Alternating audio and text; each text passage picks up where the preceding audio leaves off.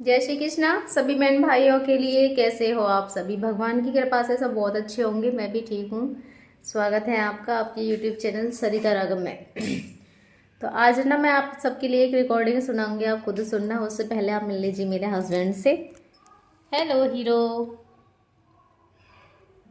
बोलोगे कुछ? बोलना है। हमारे हस्बैंड जी का हो गया है 3 बार खाना, तो अभी मैंने इनके लिए दिया था जूस। खाना खाने से पहले मैं ना सब्जियों का जूस दे देती हूँ, जो कि अच्छा रहता है। उससे ना खाना भी बहुत अच्छा पचता है। सब्जियों का जैसे सलाद वगैरह, सलाद ही समझ लीजिए, उससे बोलता है कि खाना ना अच्छा पचता है। तो खाने से पहले मैं हमेशा सब्जियों का इन्हें जूस दे देती हूँ। ये देखो कैसे देख रहे हैं मेरी तरह। हाँ, आप पीछे कर रही हूँ ऐसा कर रहे हो ना, मैं कर रही हूँ। बोलना है कुछ? बोलोगे? ओले भैया का छू तो कह रही है, कुछ तो कह रहे हो है ना। चलो बहुत बात हो। तो इधर खानी है मम्मी खाना, आप भी खा लीजिए। देखो मठा है, मूली है, बैंगन की सब्जी, यानी रोटी ख़त्म हो चुकी है।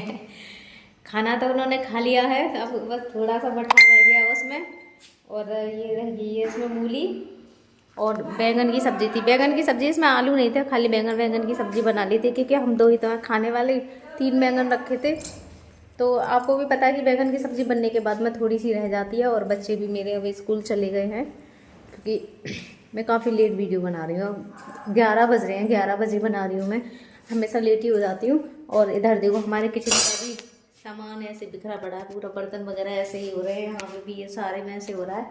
मतलब अभी किचन की सफाई नहीं हुई है, बाकी सब कुछ हो गया है। और अभी मेरे हस्बैंड भी फ्रेश होने के लिए रह गए हैं। तो मैं आप सबके लिए ना एक रिकॉर्डिंग के लिए बनाऊंगी। उन सिस्टर का फ़ोन आया, वो बहुत ज़्यादा परेशान हो रही थी। किस लिए हो रही थी? उनके हस्बैंड ना मेरे ही हस्बैंड के जैसे स्थिति में है। 6 महीने से हैं वो। और उनकी जो टॉयलेट वाली ट्यूब है ना, वो वैसे पड़ी हुई थी, सिलिकॉन वाली जो वैसे होती है अंदर से, वो वाली पड़ी हुई थी। तो इन्फेक्शन की वजह से डॉक्टरों ने उन्हें निकाल दिया उसको। और फिर कैथेटर लगाने के लिए उनसे बोला था। उन्होंने बोला है कि इससे इन्फेक्शन नहीं होता है, जो कि मेरे हस्बैंड की अब लगी हुई है। इनके पहले मैंने अभी सर्दियों में लगवा दी थी, मैंने भी आपको बताया था, क्योंकि ये ना खींचते रहते हैं हमेशा हाथ से वैसे। और जब भी ना मौका मिलता है ना, थोड़ा भी हाथ खोल दे तुरंत उसे खींच देते हैं। तो उन्होंने तो वो वाली भी निकाल दी, कि उस पर भी मैंने सोचा ये वो निकलती नहीं है, तो मैंने भी हाथ में कभी कभी ऐसे खोल दे देती, क्योंकि बंधे बंधे ना इनका हाथ वहाँ से स्किन थोड़ी ऐसी नीली नीली सी हो जाती है।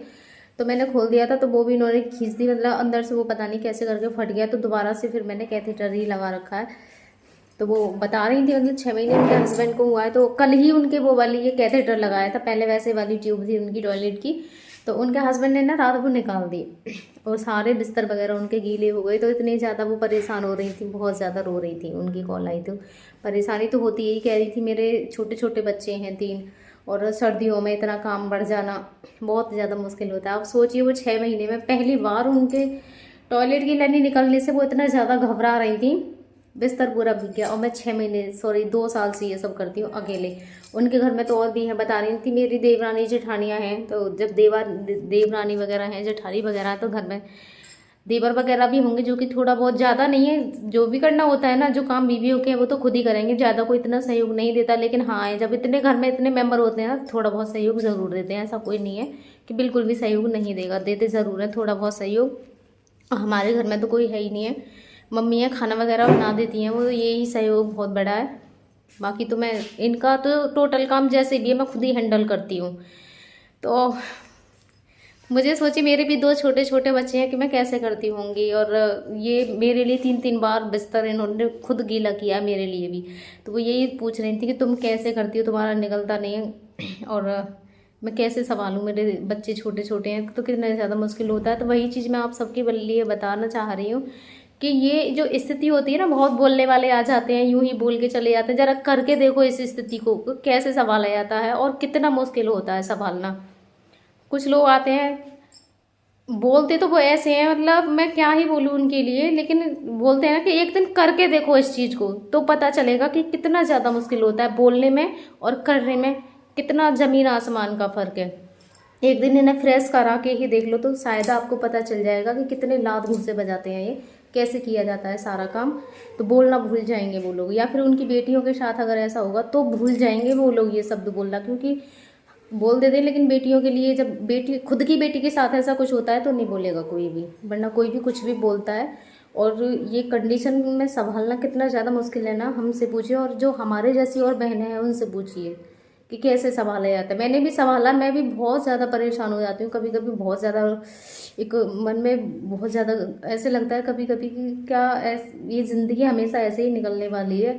ये बोलते हैं ना बंधुआ ज़िंदगी जो होती है, बंधुआ, हर कोई हर जगह जाता है, कोई भी कहीं भी छोड़ के चले जाता है, लेकिन मैं इन्हें छोड़ के ना कहीं जा सकती हूँ ना कहीं भी जा सकती हूँ, कहीं भी नहीं जा सकती हूँ। इनको घर के जहाँ जे रहते हैं वहाँ मैं रहूँगी, वरना हर कोई जिसका मन जहाँ होता है वो जा सकता है, कोई भी, लेकिन मैं इन्हें छोड़ के नहीं जा सकती हूँ। तुम सोचिए मेरी कैसी ज़िंदगी है ये, इस ज़िंदगी को ज़रा जी कर तो देखो कि एक ही कमरे में, एक ही घर में कैद होके रहना, पूरे दिन काम में लगे रहना, दिमाग पूरा टेंशन में घूमना, कैसे जिया जाता है, कितनी मुश्किलें होती है। तो यही बोलूँगी कि अगर किसी के लिए तुम अच्छा नहीं बोल सकते हो ना तो बुरा भी मत बोलिए, क्योंकि भगवान के घर पे देर है, अंधेर नहीं है। भगवान सबके साथ न्याय करते हैं, ऐसी बात नहीं है। और मैं तो कह रही हूँ कि जो मेरी आत्माओं से बद्दुआ लेगा ना, मैं बद्दुआ ही निकलेगी मेरी आत्माओं से उसके लिए, जो मेरे लिए कुछ भी बोलेगा। मेरे लिए ऐसे बताते हैं लोग आगे तुम्हारे लिए ये हुआ, तुम्हारे लिए ऐसे बोला, तो बद्दुआ निकलती है आत्माओं से। और ऐसी कंडीशन में अगर किसी की बद्दुआ ले लो ना तो श्राप समझ लो उसके लिए। तो मैं भगवान से बस ये कहना चाहूँगी कि मेरी कोई बद्दुआ मत लेना, क्योंकि आत्माओं से निकलती है बद्दुआ। मुझे पता है कि मैं ऐसी स्थिति में रह के कितनी ज़्यादा परेशान हूँ, बहुत ज़्यादा।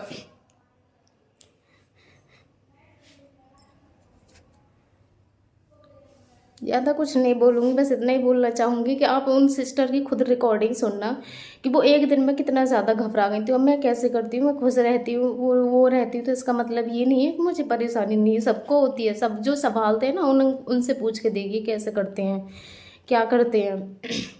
ऊपर से सुनने को मिले तुम्हारे लिए तो कितना बुरा लगता है, ज़रा सोच के देखो कि तुम्हारी बेटी के ही संग कोई ऐसा करे तो कैसा लगेगा। तो अभी मैं उनकी रिकॉर्डिंग सुनाती हूँ, आप सुनना। धन्यवाद मेरे सभी बहन भाइयों के लिए।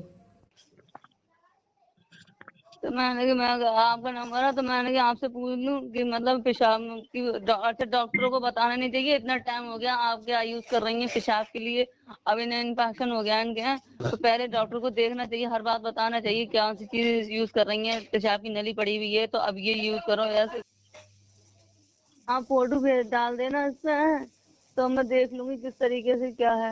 एक और चीज आती है ना दीदी, एक हमने उसका देखा था, मतलब ऑनलाइन देखी थी, लगा के और कमर से मतलब उसका पट्टा है कमर से बांध दिया जाता है, सबसे मेन तो चीज़ जो वो भी रिकॉर्डिंग में थी ना इसी वो टाइप की पता होती नहीं है मगर कैसे वो तो कट गई कमर है, से वो बांध चीज़ दिया उसमें जाता है, है नहीं है, निकलने का क्योंकि डर नहीं खास रहता कर तो उसका। वही चीज़ मैं तो आप सबके मैंने लिए इसे दिखा भी रही थी ऑनलाइन कि करवाया देखो है, कितनी ज़्यादा परेशानी 400 होती है। रुपए का है तो वो। जो करते हैं ना उनको पता होती है। बाकी आप सब बहन भाई हो मुझे सपोर्ट करने के लिए, तो बस अपनी इस बहन को सपोर्ट करना ना भूलें, क्योंकि मुझे ना बहुत ज़्यादा ज़रूरत है, बहुत बहुत ज़्यादा ज़रूरत है। तो धन्यवाद मेरे सभी बहन भाइयों के लिए।